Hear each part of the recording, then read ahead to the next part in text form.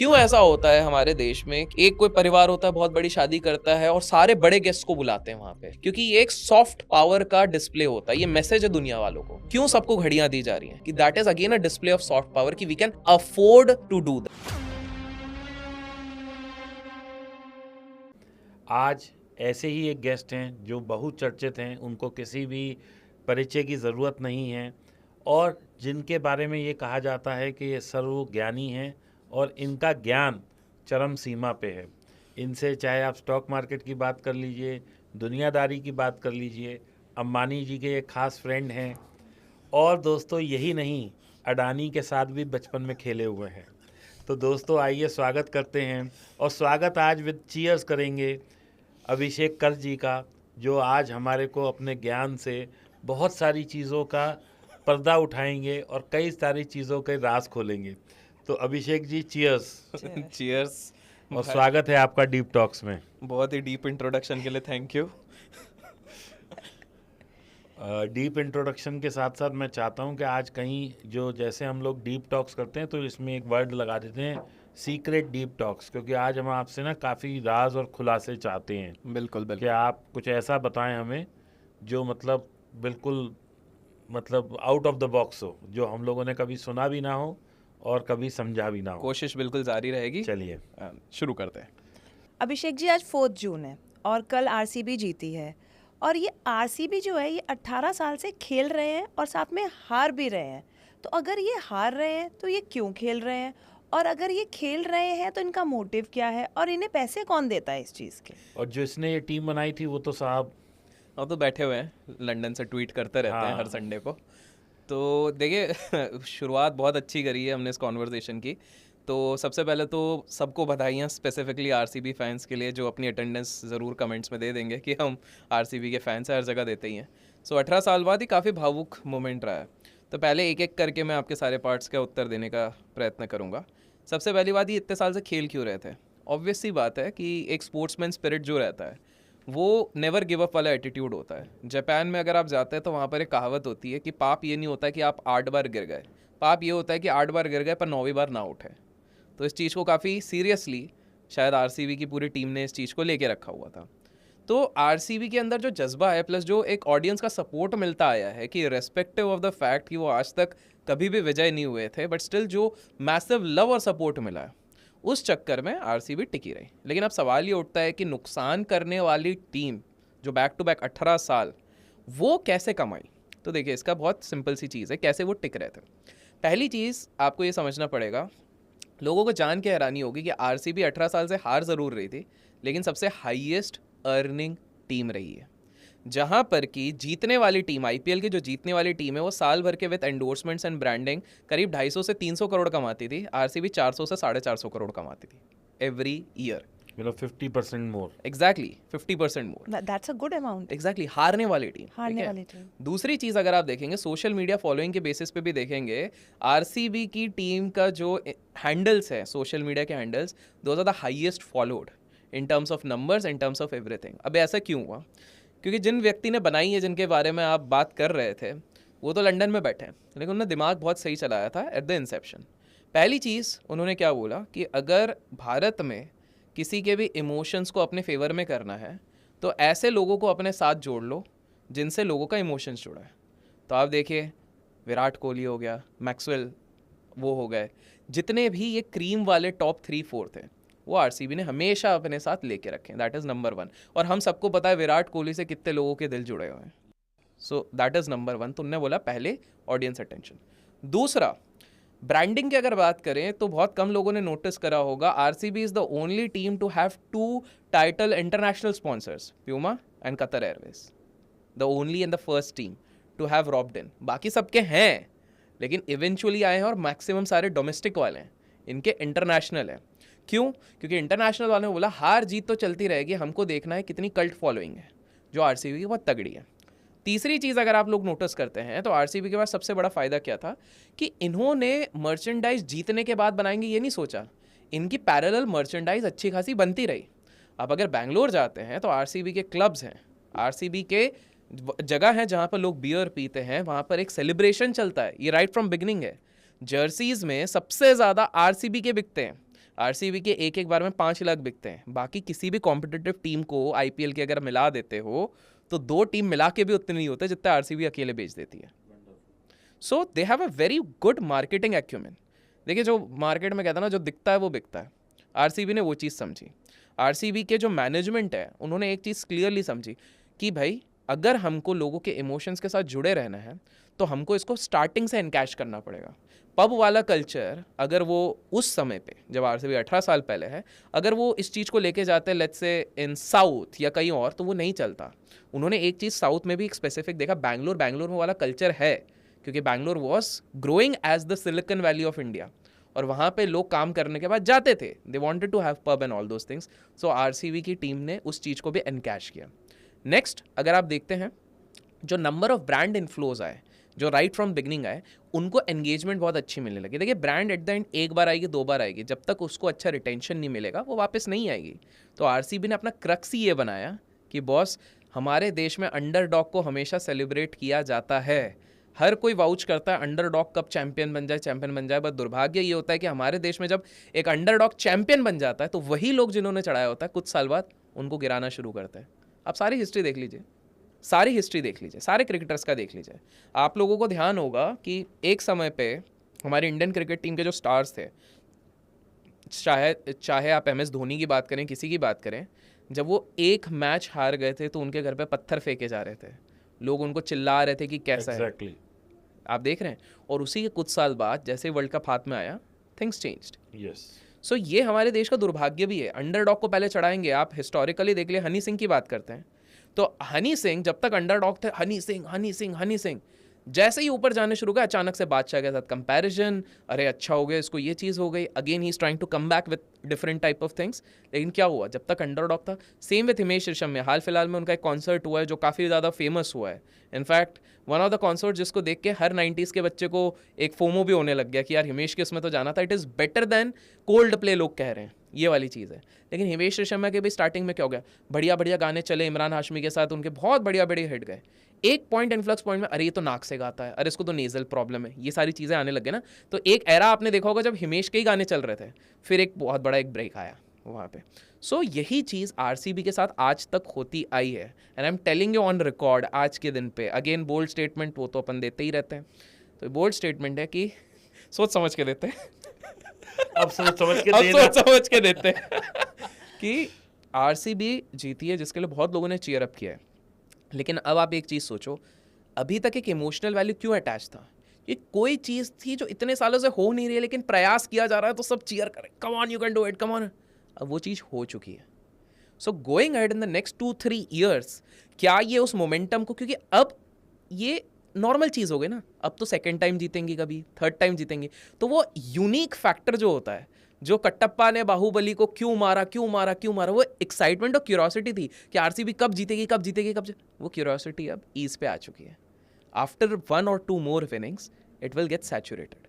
तो जो भयंकर वाला हाइप मचा हुआ है, बिकॉज आप आगे का भी सोचो ना, at some point of time king Kohli will also take a retirement, और पूरी टीम सिर्फ 2-3 नाम पे हमेशा नहीं चल सकती है। आप खुद सोचो, आरसीबी की सबसे ज़्यादा फॉलोइंग सिर्फ 3 से 4 प्लेयर्स के चक्कर में। आई एम नॉट सेइंग कि बाकी सब अच्छे नहीं खेलते, बहुत बढ़िया खेलते हैं, लेकिन reality of the fact is 3-4 players के चक्कर में सबसे ज़्यादा हाइप है वहाँ की। अब जब वो 3-4 players at some point of time या तो रिटायर होंगे, या तो छोड़ेंगे, या तो दूसरी बिडिंग, कुछ भी हो सकता है, तो डायनेमिक्स वुड चेंज। तो जितने लोग अभी ये चीयर कर रहे हैं, खुश हैं, बहुत बढ़िया, but from a business perspective ये शायद इतना बढ़िया चीज़ नहीं हुई है। और ये तो अभिषेक हम सब जानते हैं, और हमने अपनी लाइफ में कई बार देखा भी है कि ये कहावत है ना, उगते सूरज को सलाम। बस तो आज किसी टाइम में सुनील गावस्कर वॉज हीरो, फिर कपिल देव हुए, फिर रवि शास्त्री वॉज रवि हीरो, शास्त्री, सचिन जी आए, Sachin, Azharuddin was some time, बिल्कुल। Some point of time they were hero. फिर ये नए नए लोग आने लगे, अब इनका भी समय जाएगा, कोई और आएगा, ये तो बट नेचुरल है। Exactly, and same happens in all the industry, yes, everywhere. बिल्कुल। अभिषेक, एक और चीज़ है जो मैं थोड़ा सा चाहूँगा ऑडियंस थोड़ी अवेयर भी हो, थोड़ा समझे भी। अभी मैं एक थोड़े दिन पहले शायद CNBC आवाज़ पे या जी पे, मुझे ध्यान नहीं किस चैनल पे, I was watching the TV, तो उसमें जो एंकर थे उन्होंने कहा कि हमारे देश में 6 करोड़ या 8 करोड़ तो कुछ डीमैट अकाउंट हैं, लेकिन 25 करोड़ ड्रीम 11 के अकाउंट्स हैं। तो अच्छा, और उसके अलावा जैसे तुम और हम तो सोशल मीडिया पे भी थोड़े से एक्टिव हैं, तो हम तो ये रोज़ देख रहे हैं कि लोगों ने कितना हारा कितना हारा। अभी एक रील भी बहुत वायरल हुई, शायद तुम्हारे भी स्क्रीन पे आई होगी, कि एक लड़के ने कुछ 96 लाख रुपए खो दिए जस्ट बाय वो कलर ऐप कुछ थी। कलर ट्रेडिंग, हाँ। तो ये क्या लोगों के अंदर या यूथ के अंदर क्या नशा भर गया है कि भैया सब मतलब ये जुआ ही कहूँगा मैं इसे, क्योंकि आप इस पे कोई ये तो नहीं कह सकते कि ये जो है कुछ इस पे नॉलेज शेयरिंग और डायनामिक्स कोई लोग लगा रहे हैं और वो हो रहा है। क्योंकि अभी पीछे रील में ही आया था कि ड्रीम 11 की टीम लोग बनाते हैं, तो अगर 10 करोड़ लोग टीम बना रहे हैं तो सारे भी अलग अलग टीम बनाए तो भी कोई विनर नहीं हो सकता वो जो विनिंग प्राइज है। तो इसका क्या मतलब, ये क्या हो रहा है देश में? तो पहले तो ये समझते हैं कि इतना मतलब ये क्योंकि क्रिकेट से ही है ना तो ना मैंने मैं कहा इसे। लेकिन अभिषेक जी, इसमें एक और ऐड ऑन है जो ये रील की बात कर रहे हैं, मैंने खुद भी बनाई है वो रील इंस्टा पे। तो इसमें ये भी है कि एस्ट्रो एप्स जो हैं, they are more contributing towards that. Dream 11, fantasy app, astro app, ये सब का टर्नओवर मिला के भी हमारे जितने लोग म्यूचुअल फंड में इन्वेस्ट कर रहे हैं वो कम है कंपैरेटिवली। तो ये बिल्कुल सही बात कही है आप दोनों ने कि हमारे देश का दुर्भाग्य ये है कि फाइनेंशियल सिक्योरिटी जहाँ से आ सकती है, फाइनेंशियल इंडिपेंडेंस या वेल्थ जहाँ से आ सकता है, स्टॉक मार्केट में डीमैट 8-9 करोड़ हैं और वहीं पे फैंटेसी ऐप्स में 20-20 करोड़ लोग जा रहे हैं। ठीक है, ये तो दुर्भाग्य है, लेकिन हमें ये समझना पड़ेगा आखिर ये हो क्यों रहा है। और मैं यहाँ 1 मिनट आपको रोकूंगा, मैं एक चीज़ यहाँ और लोगों के लिए ऐड करूँगा कि 93% लोग ट्रेडिंग में लॉस में हैं। इन्वेस्टिंग की बात नहीं कर रहा मैं, ट्रेडिंग कह रहा हूँ। तो जो 93% लोग हैं, ये कौन लोग हैं जिन्हें कि एक्चुअली ट्रेडिंग में भी जुआ ही खेलना है? भाई उन्हें 1 के 2, 2 के 4, 4 के 6 करने हैं, 100 की ऑप्शन खरीदी 300 करने हैं। करेक्ट, वही लोग तो लॉस ले रहे हैं, बायर ही लॉस ले रहा है, सेलर तो इतना नहीं लॉस ले रहा। आज अभिषेक जी बड़े मज़े की बात हुई सुबह घर में। जी। एक कोरियर आता है, दीपक सर हैं, तो मैंने कहा आप जानते हो दीपक सर को? हाँ, हमने उन्हें देखा है अमेज़ॉन से। वो लड़का आके कहता है मैम मैंने ना निफ्टी की ना कॉल बाय करी हुई है, मैं ना उनसे मिलना चाहता हूँ। मैंने कहा बेटा, एक मैंने ऐसे ही बोला उसको, मैंने कहा बेटा आप कोरियर डिलीवर करते हुए ऑप्शन बाइंग कैसे कर सकते हो? I will suggest you, Deepak ji नहीं है, मैं भी वो भी यही सजेस्ट करेंगे, प्लीज़ रुक जाओ। And this is a hardcore reality. And I was surprised कि और वो ये मेरे साथ not only this with this courier boy, मैं कई दफ़ा एयरपोर्ट पे जाता हूँ, सिक्योरिटी वाले पूछते हैं, कई दफ़ा कोई आर्मी के पर्सनल पूछते हैं, कई दफ़ा पुलिस वाले पूछते हैं। मतलब लोग क्यों ये ट्रैप होते जा रहे हैं, ये बहुत बड़ा सवाल है देश के लिए कि ऑप्शन का ऐसा क्या नशा लोगों के चढ़ गया है कि मतलब लोगों से ऑप्शन बाइंग छूट नहीं रही है। मतलब कोरियर डिलीवर करते हुए वो निफ्टी की ऑप्शन लेके घूम रहा है। तो पहली चीज़ तो मैं आप लोगों को बता दूं कि किसी भी चीज़ के नशे से बड़ा आज के समय पर ट्रेडिंग का नशा। बाकी सारे नशों के लिए तो एटलीस्ट रिहैब सेंटर्स हैं, आप निकल सकते हो। ट्रेडिंग के लिए एक बार लत लग गई तो कोई रिहैब सेंटर नहीं है। फिर दो ही चीज़ें होंगी, या तो आप सब कुछ लुटा के ही निकलोगे, या तो अगर आपको थोड़ी बहुत समझ में आ गई है चीज़ें तो आप सिस्टम वे में सिस्टमैटिक तरीके से आप ट्रेड करोगे। उसके लिए बहुत समय लग जाता है, कोई डिफाइन नहीं कर सकता कि 1 साल लगेगा, 2 साल, किसी किसी को 8 साल, 10 साल, 15, 20 साल। वो अब आपको देखना है हाउ पैशनेट यू आर और कितना आपकी लाइवलीहुड उस पर डिपेंडेबल नहीं है। असली फुल टाइम ट्रेडर वही बन पाएगा एट द एंड, ये तो आप भी एग्री करेंगे, जिसकी पूरी जीवनी ट्रेडिंग पर डिपेंडेंट नहीं है। क्योंकि अगर पूरी है तो कहीं ना कहीं स्ट्रेस होगा और उसमें कुछ ना कुछ गलतियाँ होंगी। ना टॉकिंग अबाउट ये जो जुओ वाली बात बोली, तो आप दोनों को ये शायद पता ही होगा कि जुए की जो ये लत है और जुआ जो चीज़ है ये पौराणिक काल से चलता आ रहा है। महाभारत में चौसर का खेल था, पांडवों ने उसमें सब कुछ गंवाया था। उसके बाद अगर आप बात करते हैं, हम विदेश में चलते हैं, तो अगर आप ग्रीस की बात करें या बाकी जगहों की बात करें तो वहाँ पे ग्लैडिएटर्स जो रहते थे उन पे बैटिंग चलती थी। फिर उसके बाद आगे अरब वाले एरियाज़ पे बात करें तो कॉक फाइट्स होती थी वहाँ पे, तो उस पर बैटिंग चलती थी। ग्रेट वॉल ऑफ चाइना का आधा पैसा कहाँ से आया? जुए के पैसे से ही आया है, उससे उनने बना दिया आधा। फिर उसके बाद अगर आप जाते हैं बहुत सारी दूसरी जगहों पे, लेट्स से जब हमारे इधर मुगलों ने राज करना शुरू कर दिया तो जो डाइस वाले गेम्स होते थे उनका वो आ गया। फिर ब्रिटिशर्स आ गए, ब्रिटिशर्स को भी दूसरे शौक थे, तो वो लेके आए हॉर्स राइडिंग की हॉर्स बेटिंग। और वो पहली बार था जब ब्लैक मनी वाइट मनी ये वाला कंसेप्ट उन लोगों ने घुमाना शुरू किया कि भैया ब्लैक ये हॉर्स बेटिंग से ये सारी चीज़ें करी जा सकती हैं।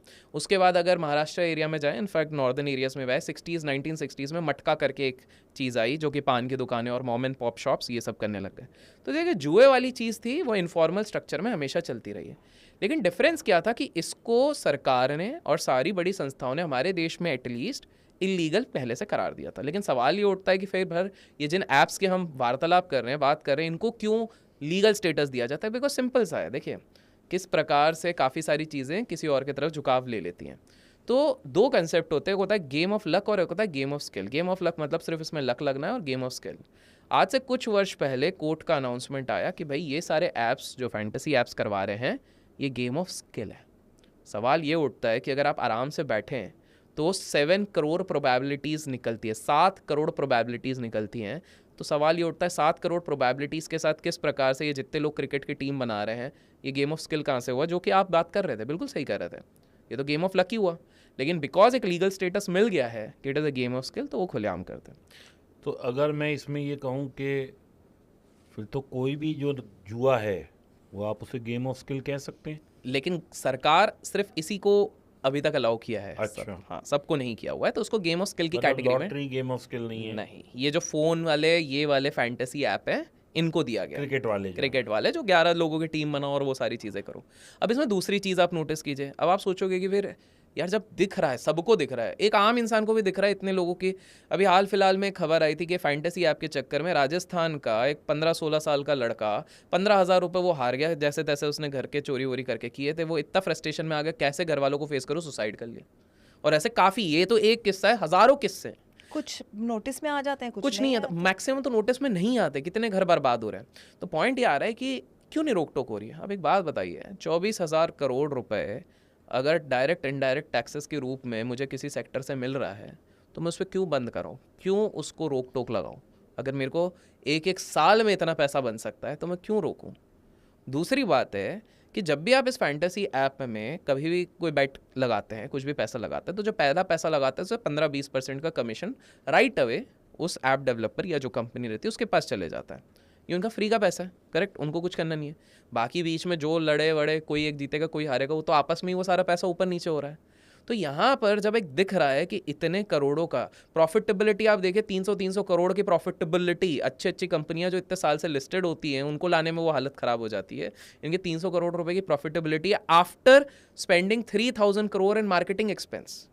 ये है तीसरी चीज़ है, इनको एक चीज़ समझ में आ गई कि हमारे देश में दो चीज़ें ऐसी हैं जिसके सामने हर व्यक्ति झुकता है और अपना ईमान बेच देता है। पहला है बॉलीवुड, दूसरा है क्रिकेट। आप क्रेज़ देखिए, कहीं पर भी जाके देखिए, हमारे देश में एटलीस्ट, कि भाई बॉलीवुड सेलिब्रिटीज़ और क्रिकेट का क्रेज़ ऐसा है कि लोग खाना पीना छोड़ देते हैं, नौकरी छोड़ देते हैं जस्ट बिकॉज ऑफ दिस। तो ये चीज़ को इन्होंने टैप कैसे किया कि बाकी किसी भी एप्लीकेशन की बात करें, let's say food delivery apps की बात कर लें, स्विगी जोमेटो कर लें, या फिर कोई से भी दूसरे ऐप्स, नॉर्मल ऐप्स की बात कर लें, तो इनको अपना टारगेट ऑडियंस, मार्केटिंग, ये सब डिवाइस अलग से करनी पड़ती है। इनके लिए सिंपल सा है ना, तुमको क्रिकेट की टीम ही बनानी है, तो इनके लिए सबसे बढ़िया टारगेट क्या है? IPLs, उसके बाद आपका जो बड़े बड़े वर्ल्ड कप हो गए। इसलिए आप देखोगे कहीं ना कहीं टाइटल स्पॉन्सर या फिर साइड स्पॉन्सर या जर्सी स्पॉन्सर ये लोग बनते ही हैं। अगर आप नोटिस करेंगे तो ये लोग बनते ही हैं, क्योंकि उनको पता है हमारे पास तो सीधा टारगेटेड ऑडियंस है ना। क्रिकेट कौन देखेगा? जिसको क्रिकेट पसंद है, और जिसको क्रिकेट पसंद है वो टीम आज नहीं तो कल तो बनाएगा ही, कुछ नहीं तो 500 रुपये लेके ही आएगा, 100 रुपये लेके आएगा। तो इन्होंने बहुत दिमाग लगा के पूरी स्ट्रैटेजाइज करी हुई है, और उस जुए को जो लीगलाइज स्टेटस मिल गया है उस चक्कर में सारे लोग उसमें फंसते जा रहे हैं। तो चाहे वो अंधाधुन ऑप्शन में 1 का 10 करने का आप सोचो, या आप अगर ये सोचो कि किस प्रकार से यहाँ पर हमारा पैसा डबल हो जाए, ये हर तरीके का जुआ है, इसमें कोई कैलकुलेशन नहीं है। तो मेरा आग्रह होगा जितने लोग इस चीज़ को व्यू कर रहे हैं, मौज मस्ती के लिए अगर आप कर रहे हो, थोड़ा बहुत छोटा मोटा आपके इनकम का 2-4-5% कर रहे हो, दैट इज़ फाइन। लेकिन प्रॉब्लम भी हो रही है वो बच्चा जिसकी कोई मंथली इनकम नहीं है, पॉकेट मनी 2,000 रुपये आ रही है, वो 2,000 के 2,000 वहाँ पे लगा रहा है, फिर लुट रहा है, फिर वो पर्सनल ऐप्स जो होते हैं उससे लोन ले रहा है और उसमें डूबे जा रहा है, और एक समय पे उसके पास जो 50,000 का कर्जा हो जाता है इस डर से कि मैं पापा को कैसे बताऊँ, और वो उसके बाद वो जो गलत स्टेप ले रहा है वो बहुत गलत है। मैं ऐसे लोगों को भी कहूँगा कि भाई माँ बाप कभी भी अपने बच्चों का बुरा नहीं चाहते हैं, आपने गलती कर दी, रायता फैला दिया, इट्स ओके, आप जाओ बैठो, क्या होगा, एक लात पड़ेगी, दो लाफे पड़ेंगे, झापड़ पड़ेगा, एट द एंड आपके माता पिता कोई ना कोई रास्ता निकालेंगे। ठीक है, मुश्किल होगी, आपको जीवन भर इसका पछतावा होगा, बट जीवन का एंड करना इज़ नॉट द सोल्यूशन। तो देखिए, यही है फैंटेसी ऐप्स की सच्चाई। 7 करोड़ की प्रोबेबिलिटी में कोई नहीं जीतता है। In the long run it is not a winning cycle. एक बार को आप स्टॉक मार्केट में ज़रूर जीत जाओ, लेकिन फैंटेसी ऐप में जीतेगा केवल वही जो फैंटेसी ऐप्स प्रमोट कर रहा है, क्योंकि उसको मोटा रकम मिलता है। हर इंसान जो फैंटेसी ऐप की टीम्स बना रहा है, ये सब बना रहा है, उनको बहुत बढ़िया पैसा मिलता है, और इसी चक्कर में वो लोग इसको और प्रमोट करते हैं। आप उनकी लाइफस्टाइल देख के अट्रैक्ट हो रहे हो, वो लाइफस्टाइल आप ही के पैसों से फ्यूल्ड अप हुई है। तो प्लीज़ मेक श्योर कि इन सारी चीज़ों को, शौक मस्ती, जैसे गोवा कभी गए, गोवा में कभी थोड़ा सा इच्छा हो गई, कसीनो हल्का फुल्का कर लिया, दैट इज़ फाइन, लेकिन ज़्यादा प्लीज़ ना करें। आपने अभी अभिषेक जी ये बोला कि लोगों के लग्जरी लाइफस्टाइल को देख के सब फैसिनेट होते हैं and they get into a profession या ऐसे उसमें जाते हैं जिसमें क्विक मनी हो, basically they want quick money. What about the craze for luxury watches right now? Luxury watches तो मुझे सामने दिख रहे हैं वैसे बट जैसे कि मैं बता दूं कि देखिए क्या हो गया है कि आज के टाइम पे 3 चीज़ें सबसे ज़्यादा और मायने ये रखते हैं। देखो, पहले नहीं था, अभी 1 साल से जब से आपके दोस्त की शादी हुई है और उसने ऐसे सबको घड़ियां दिखाई हैं और दी हैं, तब से ये कुछ शादियों वॉचेस में का। घड़ियां बहुत दी जाती हैं यार, ऐसा बड़ी ऐसा बड़ी क्यों शादियों में है? होता है, मेरे को लग रहा है तो जैसे अपन ने ये शादी वाली बात करी जहाँ पे बहुत सारे घड़ियों का लेन देन होता है, बड़े बड़े शादियों में होता ही रहता है, तो उसी तरीके से आप देखोगे कि ये लग्जरी का क्रेज काफ़ी समय से, लास्ट कुछ समय से बहुत ज़्यादा बढ़ गया है। अब क्यों बढ़ गया है, इसको 2-3 तरीके हैं। पहला, आज के समय पे सबसे ज़्यादा इम्पोर्टेंट किसी भी इंसान के लिए सोशल वैलिडेशन। एक इंसान जब कोई भी शर्ट पहनता है, टी शर्ट पहनता है, घड़ी पहनता है, किस टाइप की कार चलाता है, उसके बेसिस पे उसको लगता है मेरे को पूरी सोसाइटी वैलिडेट करेगी।